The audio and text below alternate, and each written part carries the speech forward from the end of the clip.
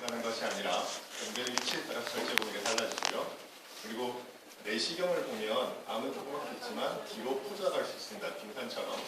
그래서 2에서 5cm 정도 안정거리를 두고 절제합니다. 그리고 주변에 림프절을 모두 절제하죠. 이 림프절을 절제하기 위해서 이 혈관을 절제하게 되는데요. 이 혈관 옆에 림프절이 존재하게 됩니다. 그래서 이 혈관을 자르다 보니까 이쪽에 피가 공급이 안 됩니다. 그래서 우리가 다 절제하게 되는 거죠. 그래서 위를 다 많이 자르기 위해서 이렇게 자르는 게 아니라 림프절을 잘 절제하기 위해서 이렇게 위를 절제하는 것입니다. 이 그림은 아래쪽 3분의 1을 절제하는 그림, 이 그림은 위 전 절제를 해가는 그림입니다. 그리고 보시는 바와 같이 예전에는 외과 의사들이 다 바느질을 했는데요. 요즘은 이런 특수 기계가 있어서 위를 띄워서 버튼만 누르면 재봉틀처럼 자동으로 바느질도 되고 잘리는 그런 기계들이 나와서 외과 의사들의 술기가 그렇게 좀 무뎌졌죠. 사람에 따른 차이가 거의 없어지게 했습니다. 그리고 또 한편 이 환자가 가지고 있는 개인적 특성, 그러니까 당뇨병이라거나 간 저하 또는 담배 피신 분들, 남자 이런 분들이 이 타이스를 합니다. 손으로 이 외과에서 술기보다는 그런 역할이 더 크다고 되어 있죠. 그래서 이렇게 자른 다음에 이제 남아있는 위를 어떻게 연결하냐에 따라서 재건술 방법이 달라지는데요. 이번에는 이제 12장 연결했습니다. 그래서 위 12장 연결술이라고 얘기하고요. 빌로스라는 외과의사가 처음으로 이 수술을 1881년도에 성공합니다. 그래서 약 130년 전에 이 한 수술을 아직도 하고 있습니다. 여러분 받으신 책자에 5페이지를 펴시면 이 그림이 나와 있습니다. 나와 있죠? 그래서 이거는 빌로스 일식 이렇게 표현하고요. 이거는 이 중부 쪽에 있을 때 암이 이렇게 절제한 다음에 너무 멀어서 당겨지지 않을 때 또는 암이 위 12장 경계 부위에 있어서 너무 딱 잘랐을 때 붙일 만한 공간이 없을 때 이렇게 수술하는데요. 위 공장 연결술이라고 하는 것은 소장의 윗부분을 공장이라고 합니다. 그래서 소장의 윗부분을 붙인다 이런 뜻입니다. 이건 빌로스 이식이라고 표현하고요. 식사하신 음식물은 이렇게 내려가고 이 췌장 간에서 만들어진 소화액들은 이렇게 내려와서 이쪽으로 더 내려갑니다. 이게 루프처럼 만들어지죠. 이건 빌로스 이식이라고 하고요. 위 공장 연결술은 다른 방법도 있습니다. 루라는 외과의사가 이렇게 Y자 형태의 연결 방법을 고안해냈습니다. 원래 여기는 여기에 붙어 있는 건데요. 잘라서 쭉 끌어올려서 붙이고 여기다 붙이고 그래서 음식물은 이렇게 내려가고 소화액은 이렇게 내려오는 그런 수술도 있고요. 이거는 이제 빌로스 이식 위 공장 연결술하고 같은데 여기를 막아서 이 소화액이 위로 안 올라가게 만들어서 위염이나 역류성 식도염 이런 게 덜 생기게 하는 그런 수술 방법들입니다. 각각의 그 연결 방법들은 각각의 장단점이 있습니다. 그래서 요리 잘하는 남편 또는 뭐 돈 잘 버는 남편, 성격 좋은 남편 뭐 이런 것처럼 각각의 장단점이 있죠. 그래서 이 수술 방법도 환자에 맞게끔 그리고 외과의사가 선호하는 방식대로 연결하게 됩니다. 그래서 내가 받은 이 연결 방법이 제일 좋다 이렇게 이해하시면 되겠습니다. 요건 이제 위가 하나도 없죠. 위가 없으니까 루라는 외과의사의 Y자 형태 연결 방법으로 식도에다가 소장을 붙이는 과정입니다. 그래서 음식물 드시면 이렇게 쭉 내려오고요. 소화액은 이렇게 뒤로 내려와서 섞여서 내려가게 됩니다. 그래서 5페이지에 있는 그림에 담당 그 전공이나 교수님한테 동그라미 쳐달라고 그러십시오. 내가 어떻게 연결되어 있는지. 그리고 그 밑에다가 나중에 퇴원하시고 나면 변기가 나올 텐데요. 위암 2 또는 뭐 위암 2 이렇게 해서 핸드폰 사진을 찍어 놓으시면 어느 병원에 가더라도 뭐 위험수를 받았습니다 이런 수준이 아니라 내가 이렇게 수술 받았습니다 그러면 의사들이 잘 이해할 수 있을 겁니다. 외우기가 힘드니까 사진 하나 찍어 보시면 한결 나을 거라고 생각합니다. 자, 이렇게 수술을 잘 받고 나면 아무리 잘 돼도 한 20% 합병증이 생깁니다. 그래서 중요 합병증만 모아서 설명드리도록 하겠습니다. 보통 위암 수술하고 나면 20% 정도 합병증이 생기고 0.8%, 1% 미만에서 사망할 수 있습니다. 그래서 여러분 받으시는 수술이 그렇게 만만한 수술은 아니고 어려운 수술이고요. 그리고 자르고 붙이고 하다 보니까 피가 날 수 있고 연결부에 누출이 생길 수 있고 연결부가 좁아질 수도 있고 복강 내 염증이 생길 수 있고 장이 막히기도 합니다. 그래서 출혈을 보면 위장내 내부 출혈이 있고 복강 내 출혈이 있는데요. 예를 들면 여기서 연결 부위에서 이제 피가 나가지고 피를 토하실 수도 있고 내려가서 소압해서 이 짜장면처럼 깔끔한 색변을 보실 수도 있습니다. 그래서 처음에 양이 조금 있으면 얼마 금방 멈추게 되는데요. 근데 너무 양이 많으면 내시경으로 들어가서 피나는 부위에 클립을 찍어주면 이제 멈추게 됩니다. 물론 너무 심하면 또 다시 수술장에 들어가서 재수술하기도 하죠. 이게 이 위장관 내출혈이고요. 이 바깥에서 날 수도 있습니다. 림프절 절제한 부위에서 피가 나는 경우에 혈관 조영술을 해서 피가 나는 혈관을 막아서 피를 멈추기도 하고요. 정 안 되면 바로 수술장에 들어가서 지혈하고 나오기도 합니다. 보통 한 1에서 3% 정도 보고가 되고 있습니다. 그리고 연결부 누출. 누출은 꿰매놓은 게 덜한 거죠. 그래서 포량 누출이면 금식을 1, 2주 하면 다 주경부가 안으로 오면서 여기 해결이 되는데요. 다량으로 누출이 발생하면 금식 기간이 길어지거나 아니면 다시 수술장에 들어가서 꿰매야 되는 수도 있습니다. 물론 동맥경화라거나 혈류가 잘 안 갈 경우에 이런 문제가 생길 수도 있고요. 외과에서가 무리하게 이렇게 수술해야 되는데 무리하게 이 위를 좀 남기겠다고 하다가 이제 여기에 이제 문제가 생기기도 합니다. 연결부가 좁아지기도 합니다. 상처가 이게 도드라지게 힐링되는 그런 환자들이 있는데요. 근데 이런 부분은 처음에는 무거워서 그럴 수 있습니다. 여기 연결 부위가 꿰매져서 보니까 부종이 생겨서 움직임이 잘 안 내려가는 거죠. 그래서 좀 금식을 하고 버티다 보면 기가 빠진 다음에는 움직임이 잘 내려가게 됩니다. 근데 상처가 좀 크게 도드라진다거나 또는 그런 경우에는 움직임이 잘 안 내려가는 경우가 있는데요. 그런 경우는 풍선 확장술을 합니다. 보시면 이게 좁아져 있잖아요. 내시경으로 큰 선을 바람을 벤치로 넣어서 바람을 집어넣은 다음에 다시 빼버리면 넓어진 채로 유지되기도 합니다. 그래서 풍선 확장술을 하기도 하고요. 심하면 다시 재수술을 하기도 합니다. 그리고 복강 내 염증, 우리 긁히면 진물 나듯이 배 안에도 수술하고 나면 진물이 차는데요. 대부분 저절로 흡수가 됩니다. 이건 배액관을 가지신 분도 있고 안 가시는 분도 있는데 대부분 흡수가 되죠. 근데 거기에 균이 들어가면 고름이 되고 염증이 생깁니다. 고량이 있을 경우에는 항생제로 치료가 가능한데요. 양이 많은 경우에는 CT를 찍어서 배 안에 보이는 부분에 관을 찔러 넣어서 배농을 시키죠. 마치 종기 째듯이 배 안에 있는 것도 고름을 밖으로 빼주면 힐링이 되겠습니다.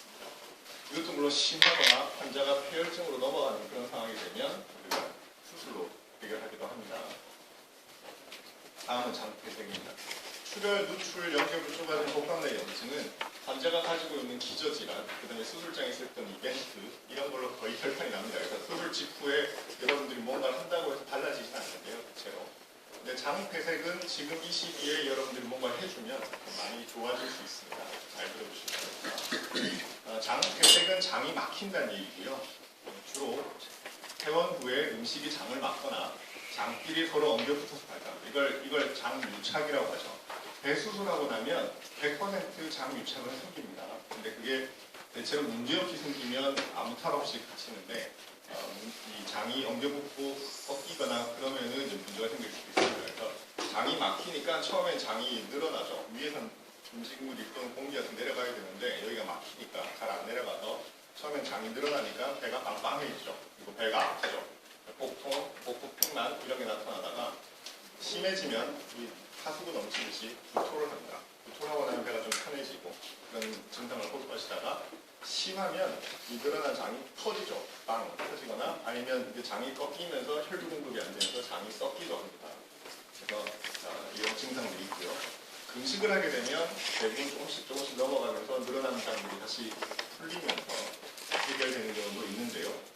근데 장이 풀리지 않거나 장이 썩거나 또는 장이 터질 게 예상되면 응급수술을 필요할 수 있습니다. 제 환자 중 한 분은 지방에서 이 장이 썩어가고 있었습니다. 그래서 그쪽의 외과 선생님이 지금 당장 수술하지 않으면 생명 위험하다 이렇게 말씀을 드렸는데 그분이 부득불 아산병원에서 수술 받겠다 오시다가 도착했을 때 이미 사망해 계셨어요. 여러분들 이 장폐색으로 빵빵해지면서 지방병원에서 만약에 당장 수술하자 그랬을 때 미루지 않으셔도 됩니다. 이분은 그냥 배를 열어서 꼬인장만 풀어주면 되는 어려운 수술이 아니기 때문에 위험하다고 당장 지금 뭔가 필요하다 이런 수술이 필요하다는 말을 들으시면 그쪽 병원에서 수술하셔도 되겠습니다. 시간이라고 생각하는 게 굉장히 중요하기 때문에 이건 잘 들어주시기 바랍니다. 근데 예방하려면 어떻게 되느냐? 지금 이 시기에 걸으셔야 됩니다. 그래서 간호사님, 의사 선생님들이 계속 걸으라고 했을 때 물론 이 무기폐를 해결하기 위해서 그런 것도 있지만 이 장 폐색을 막기 위해서 장 유착을 떨어뜨리기 위해서 그런 거니까 협조를 해주시면 감사하겠습니다. 물론 배를 째고 이 아픈 상태에서 걷는 게 만만치 않습니다. 근데 그래도 지금 이 시기에 많이 걸어주셔야 평생 문제가 없습니다. 보통 2년 이후에 제일 많이 발생하는데요. 근데 30년 뒤에도 생길 수 있고 하기 때문에 지금 많이 걸어주시기 바랍니다. 자, 이렇게 잘 퇴원하시고 나면 어떻게 하느냐? 수술 후 관리예요. 추가 치료에 대해서 말씀드리겠습니다. 퇴원 후에 5년 정도 외과에서 병원을 마찬가지입니다. 그래서 왜 5년이냐면 재발하는 분들을 다 언제 재발했나 조사했더니 5년 안에 95%가 재발하고요. 3년 안에 75%, 2년 안에 50%가 재발합니다. 그래서 초반에 2년이 제일 재발을 많이 하기 때문에 3에서 6개월 간격으로 내시경, CT, 혈액검사에서 재발 유무를 관찰하고요. 후유증 관리도 합니다. 그 다음에 3년은 잘 재발하지 않기 때문에 6에서 12개월 간격으로 검사 관찰합니다. 그래서 5년까지 봐서 재발 안 했다. 그러면 95%가 재발 안 하거든요. 물론 5%는 5년 뒤에 재발하기도 합니다. 그래서 5년까지 지켜봐서 재발 안 하면 그때서야 이제 의사적으로 완치했다는 표현을 쓰고요. 그 다음에 5년 뒤에는 아주 드물지만 재발을 하긴 하지만 아주 드뭅니다. 그래서 그쪽에 이 5년 넘어가면 주기적인 병원에서 추적 관찰하지 않고 환자분들한테 건강검진하라고 이렇게 말씀을 드립니다. 그 다음에 항암 치료를 하기도 하는데요. 종양내과에서 주로 담당하고 먹는 항암제 또는 주사제도 있고요. 면역 증강제는 외과에서 처방하기도 합니다만 최근에는 거의 잘 처방하지 않습니다. 그래서 항암 치료가 필요하신 분들은 2기 위암부터 저희가 항암 치료를 권유하는데요. 종양내과 가셔서 상담하시고 결정하시면 되겠습니다. 그럼 수술을 했으면 이제 완치할 정도 퍼센티지가 어느 정도 되느냐 확률을 봐야 되는데요. 거기서 가장 중요한 지표가 바로 변기입니다. 위암 변기는 1, 2, 3, 4기 모든 암은 이 1, 2, 3, 4기로 나누는데 그 변기를 결정하는 요소는 세 가지가 있습니다. 첫째가 침범 깊이, 둘째가 림프절 전이, 셋째가 원격 전이 이 세 가지를 가지고 봅니다. 침범 깊이가 점막에서 생겨서 근육을 뚫고 장막을 뚫고 주변 장기까지 들어가느냐 이 깊이를 보고 T, 1, 2, 3, 4를 나누고요. 림프절 전이 개수가 없는 것부터 시작해서 한두 개, 세 개, 6개, 16개 이상이냐 이런 걸 가지고 N0, 1, 2, 3 나누고 원격 전이가 없다 있다로 N0, N1을 나눕니다. 그래서 요거를 조합해서 비슷한 예후를 보이는 환자들을 이제 분류해서 1기, 2기, 3기, 4기 이렇게 나누게 됩니다.